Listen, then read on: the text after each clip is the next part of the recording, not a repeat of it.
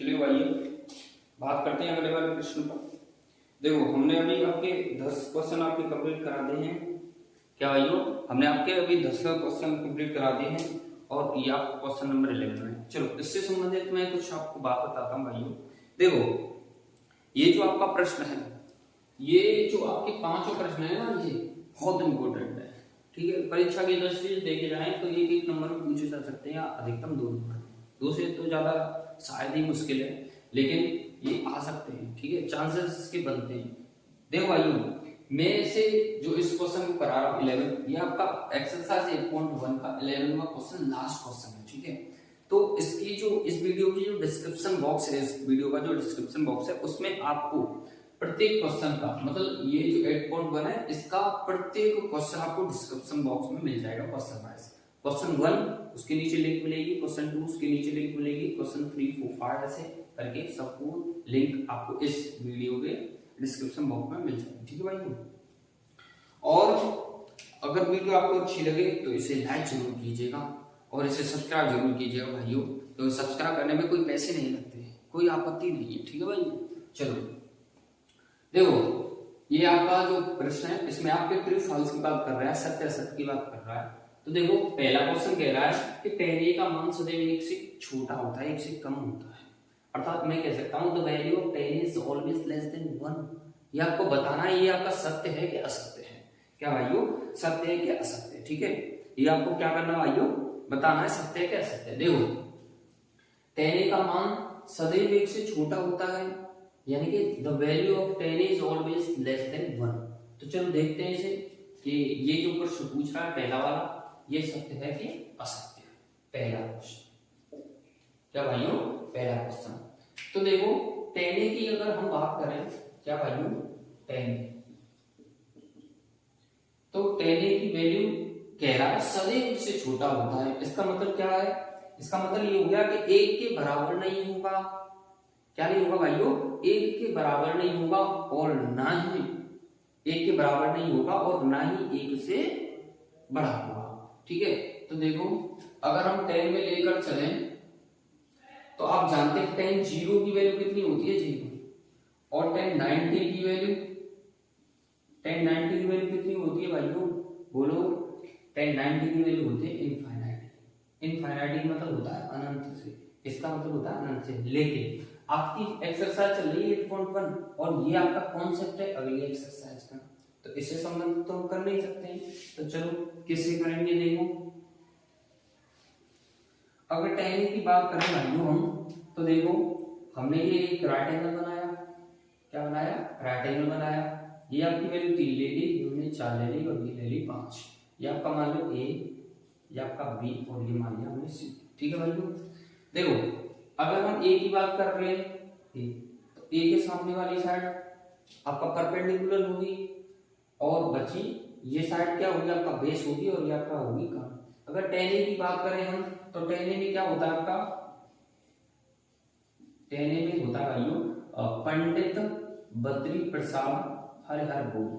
ठीक है भाई, तो p अपॉन b होता है ना, p अपॉन b क्या होता है भाइयों, p अपॉन b। p का मतलब किससे भाइयों, आधार से, और b का मतलब बेस, सॉरी p का मतलब लंब से, आधार नहीं ज्यादा आधार लंब से, और ये क्या है आपका आधार।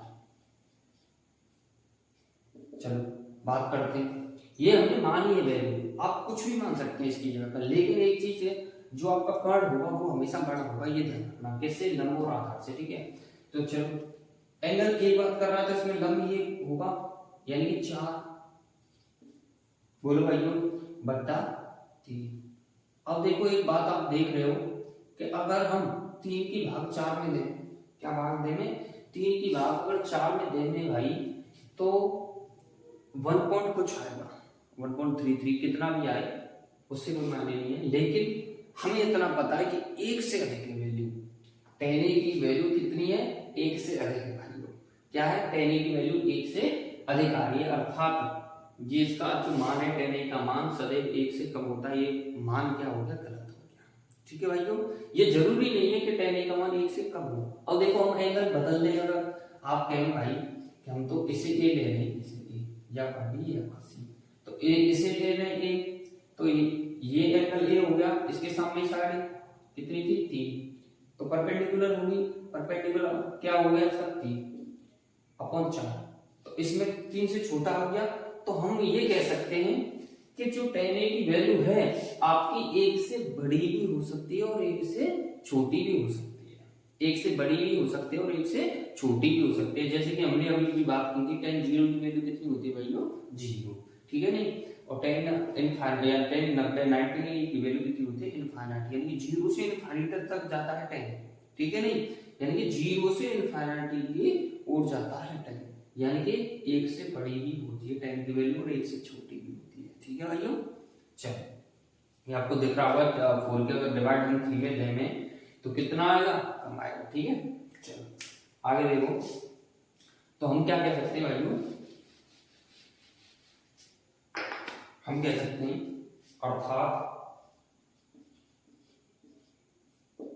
अर्थात का मीन आई tan A सदैव 1 से कम नहीं होता,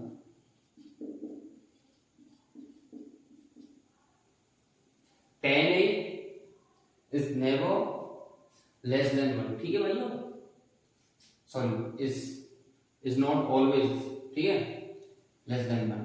अच्छा हम कह सकते हैं आगे, अतः दिया गया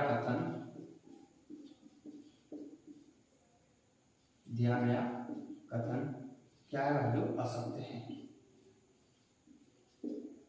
दिया गया कथन कैसा भाइयों, असत्य है, ठीक है, गिवन स्टेटमेंट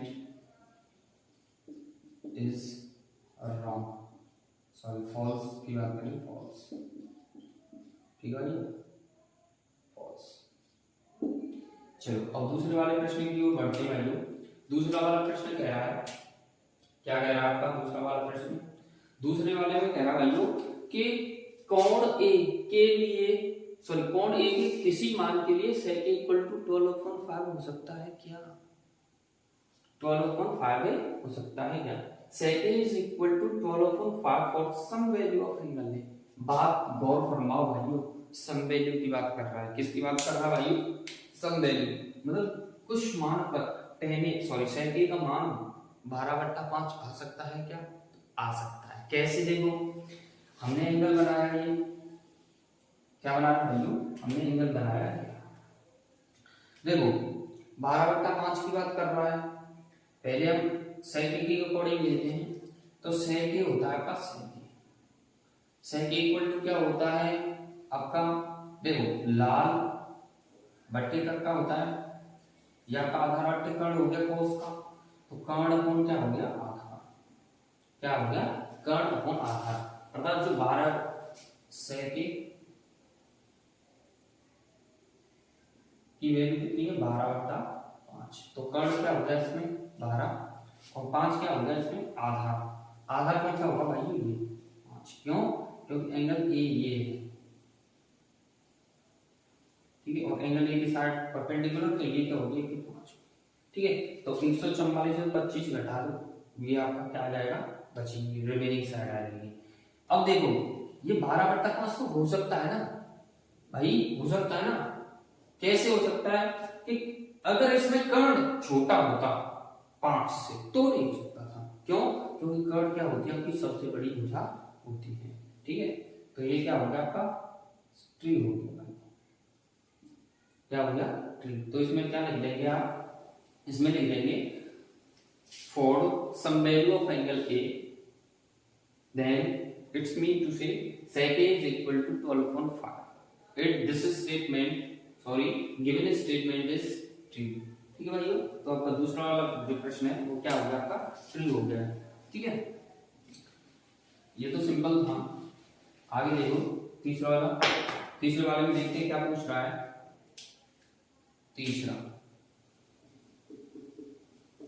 तीसरे वाले में कह रहा भाइयों कि कोण A के कोसेकेंट के लिए प्रयुक्त एक संक्षिप्त रूप है, अर्थात ये कह रहा है cos A is abbreviation used for the cosecant of angle A।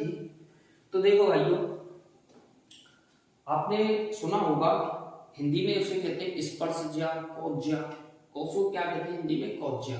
और साइन को स्पर्शज्या, ठीक ठीक है नहीं। इसी प्रकार से कोसे को हम कहते हैं cosine.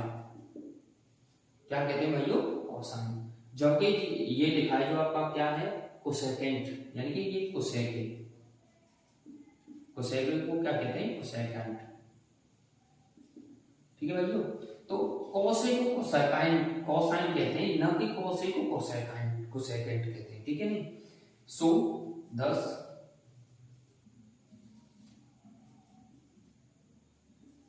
given statement is false। दिया गया स्टेटमेंट क्या हो गया भाइयों?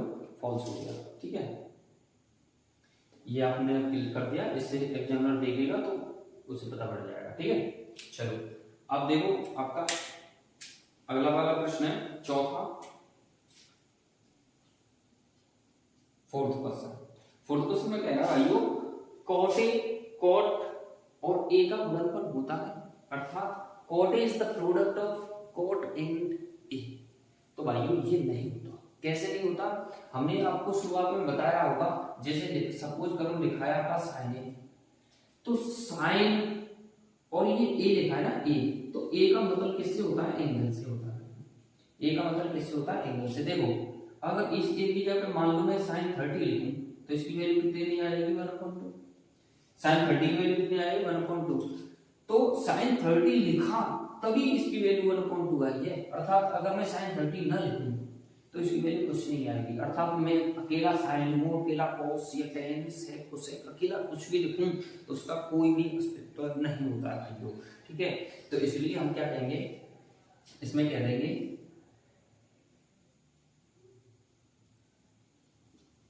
ये एंगल, ए का मतलब एंगल से हो गया, तो ये आपका लिख दो, और इससे कह देंगे इसका अकेले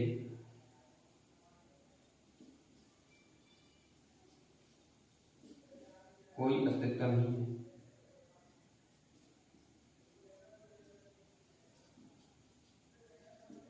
ठीक है भाई, कोई अस्तित्व नहीं है।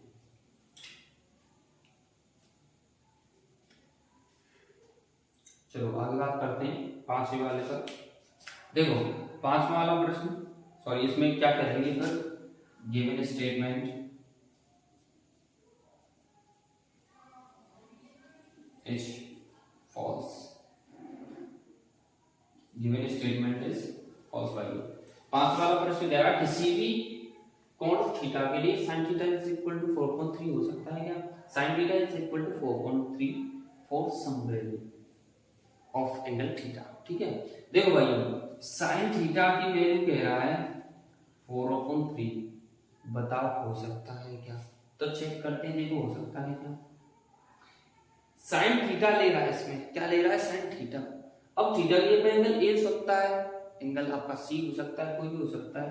हम दोनों से लेकर बताएंगे, दोनों पर अगर ट्रू आ गया तो सही है, अर्थ में था गलत बताइए। ठीक है, तो देखो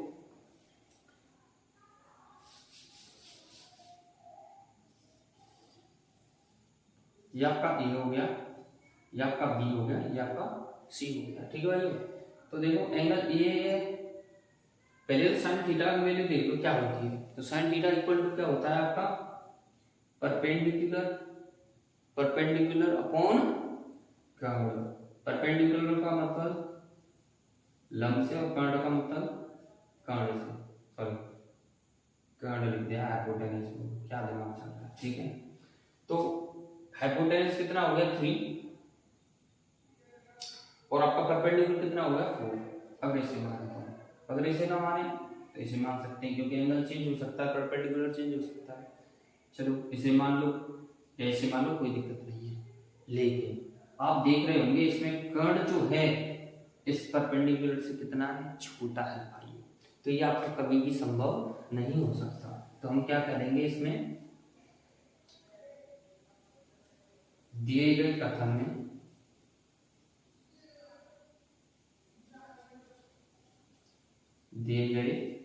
में हाइपोटेनियस यानी कि कर्ण परपेंडिकुलर यानी कि लंब से छोटा है, इसलिए दिया गया कथन असत्य है। दिया गया कथन क्या है भाइयों? असत्य है। क्या हो गया आपका? फॉल्स हो गया, फॉल्स। ठीक है, तो उम्मीद आपको ये वीडियो हमारी अच्छी लगी होगी। हमारी इस वीडियो को देखने के लिए आपका तहे दिल से बहुत बहुत स्वागत, बहुत बहुत धन्यवाद भाइयों। जय हिंद, वंदे मातरम।